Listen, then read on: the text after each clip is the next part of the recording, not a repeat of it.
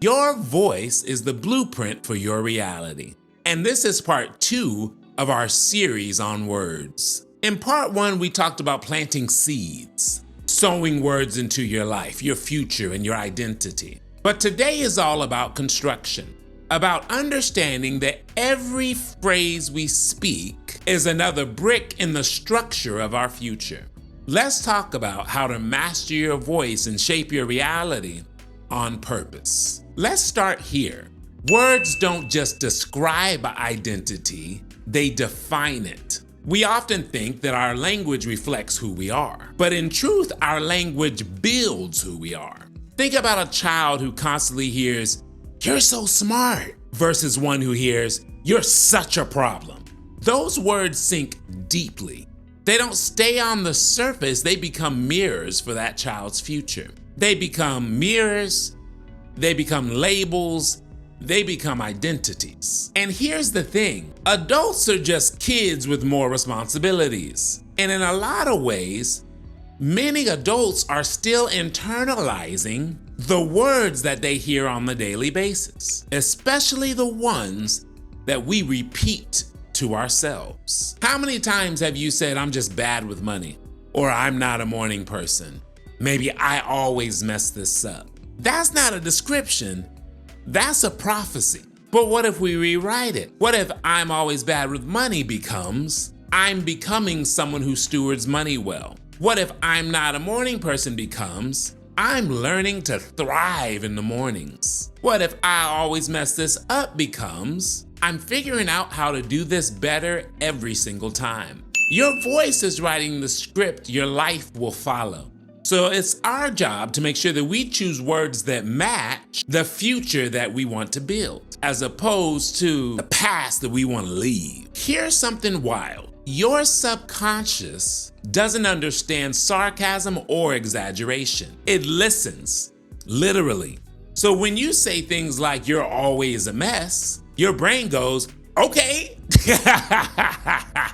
let's act accordingly. Let's go to work on that." I recently read about a professional athlete that was stuck in a performance slump. He's getting ready for another game, and the coach overhears him say, "I always choke under pressure." The coach said, hey, and what is that? He said, "What?" He had been speaking negatively to the point where he didn't even notice what he was saying. The coach said, "Do you really think that is helpful going into this game?" Player started to stammer.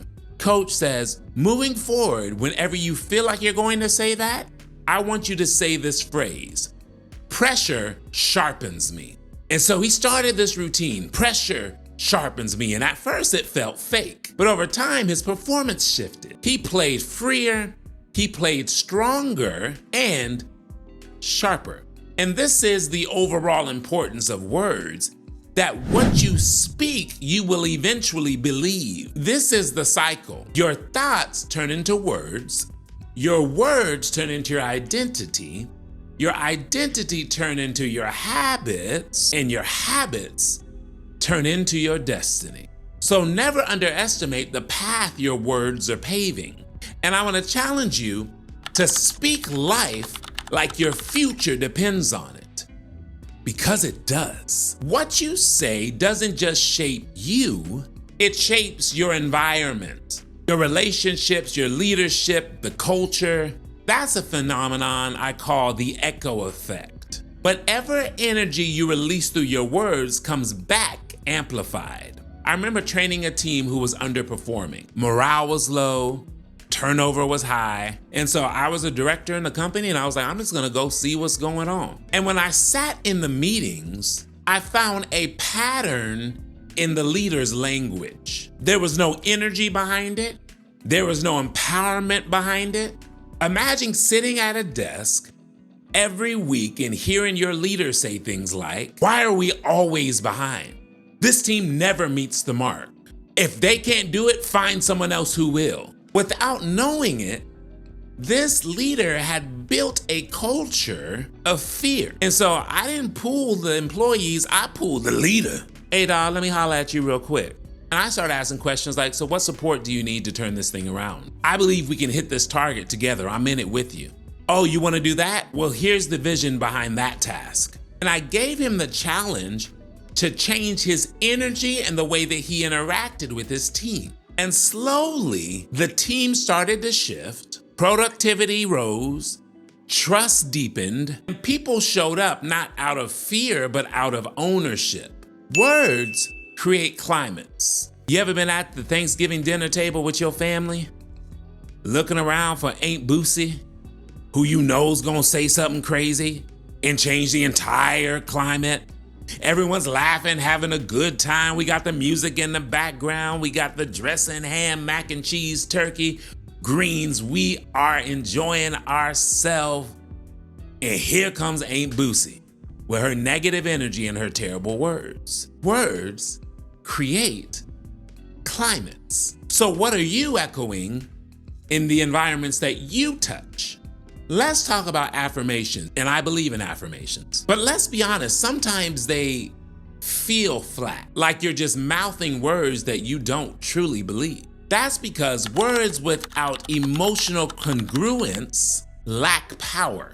It's not just what you say, it's how you say it. You can whisper, "I'm confident," and you don't even believe it's a possibility, and nothing will shift. Or you can look at the mirror, stand tall, roll your shoulders back, breathe deep and say, "I am becoming more confident every single day."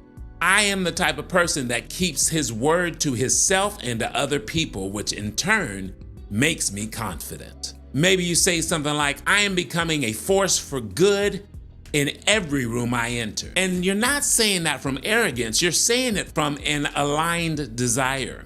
Whenever you do affirmations, it's important that you speak to your future self and not from your current fear. Match your words with your tone, your posture, and your belief.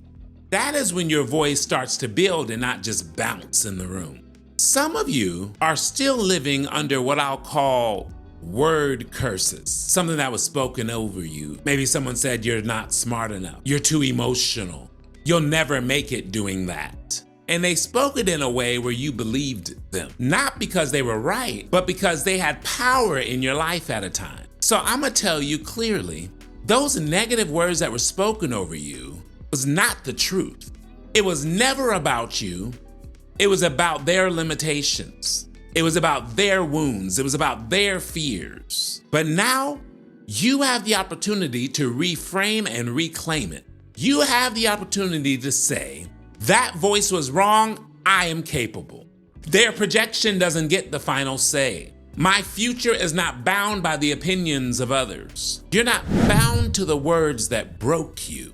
You get to replace them with the words that build you. Have you ever noticed how the way you describe something affects the way that you feel? When you say you're overwhelmed, your body isn't relaxed. Your body tightens up. And that is because language is how we regulate our nervous system. The next time you feel anger rising up, don't explode, but pause and name it wisely. Don't get caught out here saying, "I'm so mad I could scream." Maybe look at the person who frustrated you and said, "You know what, I feel strongly about this. I'm super passionate right now. I need just a minute." And then take a minute to respond with clarity. You say, "Well, I'm just trying to keep it real. I'm trying to keep it real with how I feel in the moment." Many L's have been taken by people trying to keep it real. And taking a moment to respond with clarity isn't a failure to keep it real. It's choosing formation and intention. You're not ignoring your emotions, you're guiding them, and that is power. What do people remember about the way you spoke to them? Will they remember your encouragement during their lowest moment? Or will they remember a sharp criticism where you just cut them down? Legacy is being built every single day in every single conversation. There's a story about a teacher who noticed that a student was a little quiet. Everyone else had given up on the boy. And one day, the teacher pulled him aside and said, "I see a leader in you, and don't you let anyone else tell you otherwise." Years later, that boy, now a successful entrepreneur, said that that sentence changed the trajectory of his life. Your words might be someone else's anchor. They might be someone else's turning point. They might be someone else's confirmation. So not only do you need to speak as if your future depends on it, but I challenge you to speak to others as if their future depends on it. And there are so many people in my life who had spoken the vocabulary of vision. Vision doesn't speak in vague language. It doesn't say, I hope to one day, I'm building for the moment when. You don't hear words like try, maybe, someday. And the reason that you don't hear words like try, maybe, someday is because they weaken clarity. Use bold language. Declare where you're headed. I've decided. I'm committed. I'm preparing it now. Clarity is magnetic. It draws the right people, the right resources, and the right moments into your orbit. So you want to be the person that speaks the language of someone who knows where they're going. And never forget that your voice has a pattern.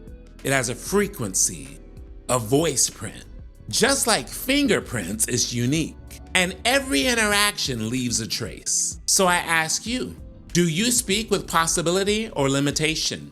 Do your words stir hope or do they reinforce fear? Do people leave the conversations with you lighter or heavier? You are shaping your reputation, your relationships, your reach with every sentence you speak. Your words are not filler, they're formation. And every sentence you speak is another brick in the house that you're building. It's not too late to edit the blueprint. Start today. And share this with someone who might have forgotten the power of our voice. Always remember that growth is a journey, it's not a destination. I'm in it with you, and I'll see you on the next one.